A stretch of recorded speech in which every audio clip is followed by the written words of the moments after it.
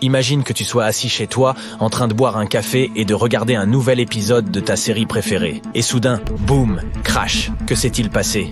Rien de terrible. Juste une météorite qui vient de s'écraser dans ta cuisine après avoir brisé le toit. Tu pourrais croire que cette histoire est entièrement inventée. Mais c'est pourtant ce qui s'est passé dans le New Jersey pendant la pluie de météores Eta Aquarides, qui s'est passé du 19 avril au 28 mai, avec un pic les 5 et 6 mai. Le caillou spatial avait la taille d'un gros sandwich. Elle était également noire comme la nuit et pesait près de 1,5 kg. Elle a traversé le toit et a heurté le plancher en bois, abîmant tout. Lorsque les habitants de la maison ont trouvé la pierre et l'ont touchée, elle était encore chaude. Heureusement, l'objet n'était pas radioactif et il n'y avait personne à la maison au moment où la pierre est arrivée. Mais tu sais ce qui est le plus choquant à propos de cette météorite? Les astronomes pensent qu'elle pourrait provenir d'une boule de neige cosmique naviguant très, très loin de la Terre. Pour expliquer cela, je vais devoir t'en dire un peu plus sur l'Eta Aquaride.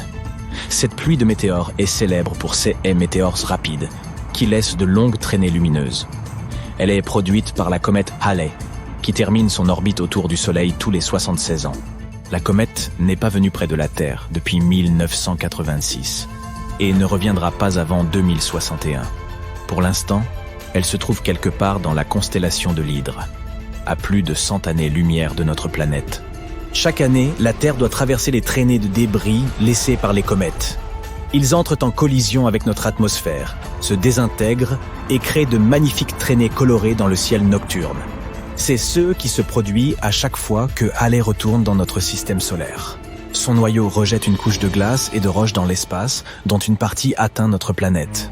Les autorités du New Jersey pensent que la météorite qui s'est infiltrée dans la maison provient de cette pluie de météorites. Mais je suis sûr que tu te poses une autre question qui trouble beaucoup de gens. Quelle est la différence entre tous ces engins spatiaux? Il y en a tellement qui volent dans l'espace. Météores, météorites, astéroïdes, comètes, etc. Ok, essayons de comprendre ensemble. Un astéroïde est un corps rocheux en orbite autour du Soleil. Il n'est généralement pas très grand et assez inactif. Les comètes sont différentes. Elles sont recouvertes de glace qui s'évapore normalement à la lumière du Soleil, formant une coma. C'est ainsi que l'on appelle l'atmosphère d'une comète. Cette coma est composée de poussière et de gaz. Une comète possède également une queue composée de poussière et ou de gaz. Un météoroïde est une petite partie d'une comète ou d'un astéroïde en orbite autour du Soleil. Si ce météoroïde parvient à se faufiler dans l'atmosphère terrestre et à s'y évaporer, il s'agit d'un météore. On l'appelle souvent étoile filante. Enfin, si un météoroïde parvient à survivre à la traversée de l'atmosphère de notre planète et à atterrir à la surface de la Terre, il devient une météorite. Si tu penses que les visiteurs de l'espace sont rares, tu te trompes. Chaque jour, notre planète est frappée par plus de 100 tonnes de particules de la taille d'un grain de sable. Environ une fois par an, un astéroïde de la taille d'une voiture entre dans l'atmosphère terrestre, se transforme en une impressionnante boule de feu et brûle, heureusement, avant d'atteindre la surface de la planète. Et tous les 2000 ans environ, un météoroïde de la taille d'un terrain de football s'abat sur la Terre, causant d'importants dégâts. Et maintenant, imagine ceci. Un astéroïde énorme, vraiment énorme, s'approche de notre planète. Personne sur Terre ne peut prédire son apparition. Personne non plus ne peut l'arrêter. C'est pourquoi l'astéroïde s'écrase bientôt sur la surface de la Terre. La force de la collision est si puissante que le voyageur de l'espace ne s'arrête pas avant d'avoir traversé la croûte terrestre sur une profondeur de plusieurs kilomètres. L'impact laisse un cratère de plus de 160 km de diamètre. Des milliers de kilomètres cubes de roches solides se transforment instantanément en vapeur. Le crash déclenche une série de catastrophes naturelles qui anéantissent 75% de la vie sur Terre. Les créatures qui étaient assez proches pour voir la collision ne survivent pas plus de quelques secondes. Plus près encore du cratère d'impact, le sol est recouvert de milliers de mètres de cendres chaudes, de gravillons et de décombres. Quelques secondes plus tard, tout ce qui se trouve à des kilomètres à la ronde s'embrase. Ce qui ne brûle pas dans les minutes qui suivent la collision connaît un sort différent, encore plus terrifiant. L'astéroïde provoque un monstrueux tsunami, le plus important jamais enregistré. Une étude récente affirme qu'il était des milliers de fois plus puissant que n'importe quelle vague jamais vue.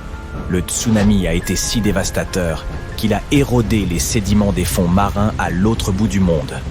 Une équipe de scientifiques a même reconstitué les événements survenus dans les 10 premières minutes suivant l'impact.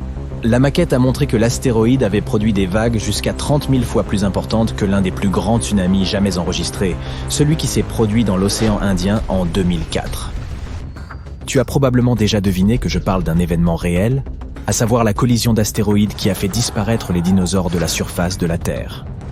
L'astéroïde de Chicxulub tel que nous le connaissons aujourd'hui proviendrait des confins du système solaire. Ce corps spatial mesurait au moins 9 km de diamètre. Il s'est écrasé dans les eaux peu profondes de la péninsule du Yucatan. L'impact a été si puissant qu'il a laissé sa signature sur le visage de la planète.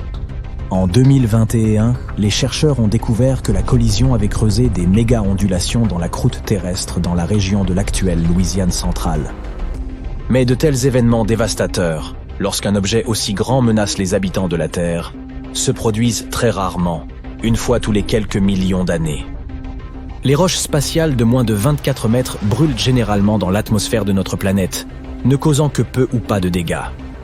Si un météorite rocheux d'un diamètre supérieur à 24 mètres mais inférieur à 800 mètres venait à frapper la Terre, il causerait des dégâts locaux dans la zone d'impact. Quant à un rocher spatial d'un diamètre supérieur à 800 mètres, il aurait probablement des effets à l'échelle mondiale. Et ces corps spatiaux ne sont même pas les plus grands qui existent. À titre de comparaison, les astéroïdes qui peuplent la ceinture principale d'astéroïdes entre Mars et Jupiter peuvent mesurer jusqu'à 933 km de diamètre.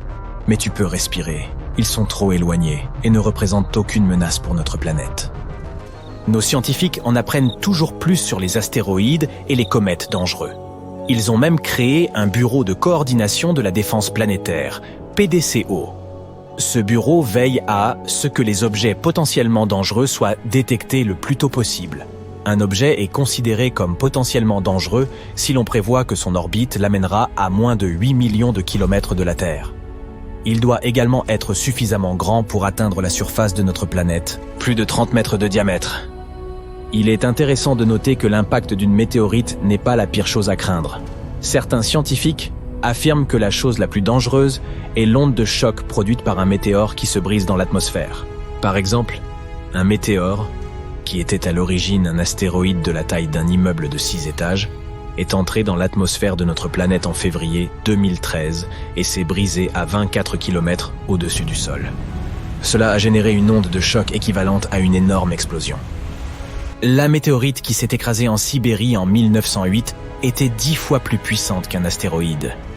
Elle s'est brisée en morceaux au-dessus de la rivière Tunguska en juin 1908, rasant 2000 km² de forêt. Si la météorite n'avait pas été aussi énorme, cet événement serait passé inaperçu en raison de l'éloignement de l'endroit où il s'est produit. Heureusement. C'est donc une bonne chose que 90 à 95% des météorites ne survivent pas à leur chute dans l'atmosphère de notre planète. Seules celles qui sont composées de matériaux plus résistants parviennent jusqu'ici. On pense que la plupart des météorites proviennent de comètes, qui sont beaucoup plus fragiles que les astéroïdes. Il faut également tenir compte de la vitesse d'un météore. Si un météore s'approche de la Terre plus lentement, il a plus de chances de survivre à la collision avec l'atmosphère de notre planète. Cela signifie que le météore ne brûlera pas complètement et qu'une partie de ses restes atteindra le sol.